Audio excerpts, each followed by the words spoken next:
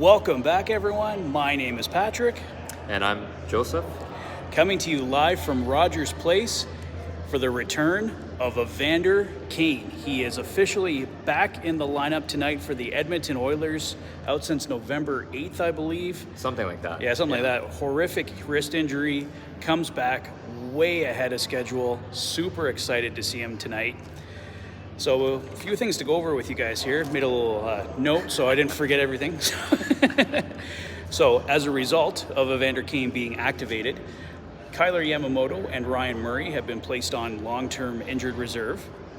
Yamamoto would be eligible to return from long-term injured reserve on February 12th against the Montreal Canadiens, a game I plan to be at, so I could see the return of Kane and the return of Yamamoto. At this point, the Oilers would have to waive Devon Shore and send down someone making $1.125 million or more, so a Derek Ryan, a Warren Foegele, Jesse Puljujärvi. But obviously, a lot can happen between now and February 12th, and I think a lot of Oilers fans are hoping something big does happen. Is there a trade or something you want to see, Joseph, in particular? For me, I want to see us, obviously relieve some cap room, but I think it'll be tough to make a big trade right now. There's a lot of teams that are up against the salary cap. The trade deadline is not for another 5 or 6 weeks or so it'll definitely be hard to see that blockbuster trade. Personally, I would love to see us add a big name defenseman like a Jacob Chikrin, but not too optimistic that'll happen. But I think for the moment, we just got to kind of go on with the streak that we came from the California trip. We got to get Kane back into this lineup, get him going. We got to start on time, make sure we're playing well against these teams that are on the second half of back-to-back, and then just roll with the roster we have right now until a trade can happen. Absolutely. So speaking of the roster, the Oilers are going to go 11-7 tonight, and Jesse Puljujärvi is a healthy scratch.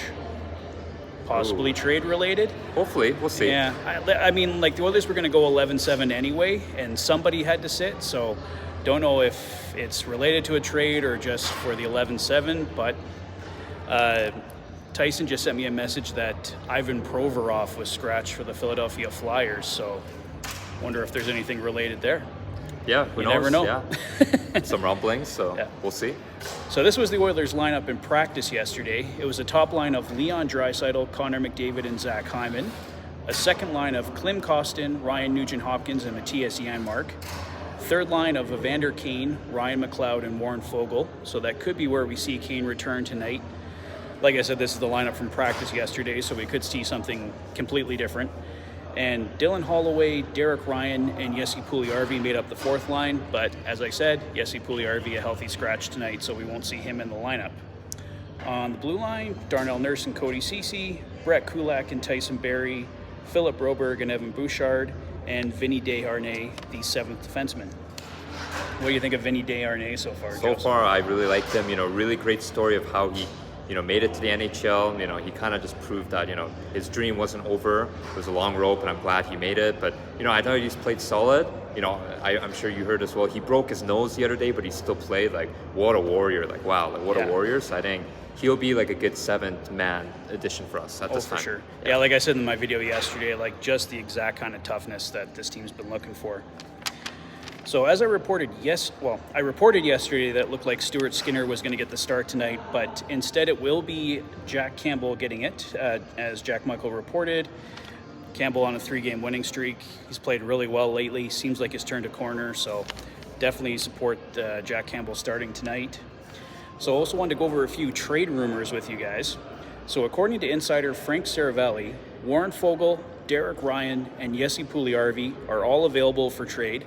Obviously, not too much of a shock with Jesse Puljujärvi and Warren Foegele, but I've mentioned Derek Ryan lately on my channel, so he can be officially added to the trade rumors here. I mean, you could see the Oilers got to clear some space somewhere. $1.125 million, probably more than they can afford to be paying Derek Ryan. He's a good player for what he does, but I think the Oilers can live without him, and it looks like they are going to try and do just that. We do need the cap space at the end of the day. That's the bottom line for us. So. Yeah, because they want to make upgrades up front. They want to make upgrades on the blue line, and you got to create cap space somewhere, right? Elliot Friedman reported today as well that Anaheim Ducks defenseman John Klingberg did consider signing with the Oilers in free agency, but they couldn't make the money work. Obviously, he got $7 million with the Anaheim Ducks, so the Oilers were never going to be able to do that. There was a report from Elliot Friedman back in the summertime that the Montreal Canadiens nearly signed John Klingberg and then traded him to Edmonton, but obviously that didn't work out. Klingberg signed in Anaheim. And Elliot Friedman added that he thinks the Oilers are officially out on John Klingberg at this point, which makes sense. As many people have pointed out, John Klingberg is just essentially Tyson Barrie 2.0. You've already got Tyson Barrie at $4.5 million. Why would you spend any more money on John Klingberg? He's a right shot D. He doesn't bring that toughness element, so he's not the defenseman that the Oilers are looking for right now.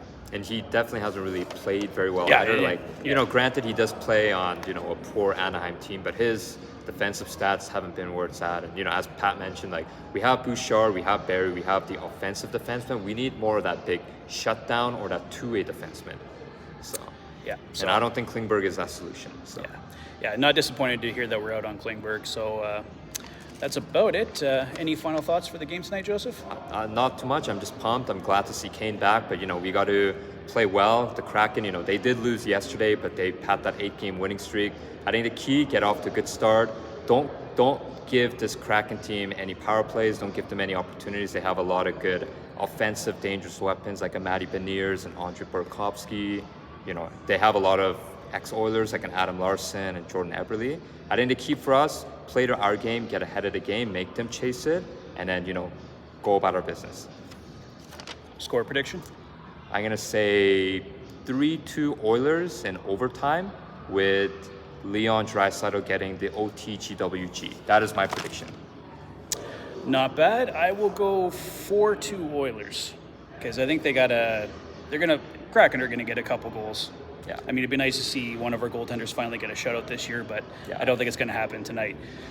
All right, guys, I think that's pretty much it for now, but I will see you after the game for the Fanatic Rundown, live from Rogers Place. Take care, guys. Enjoy the game. You've been watching the Oilers Fanatic. Thanks for being a fan. Take care, guys. See you soon.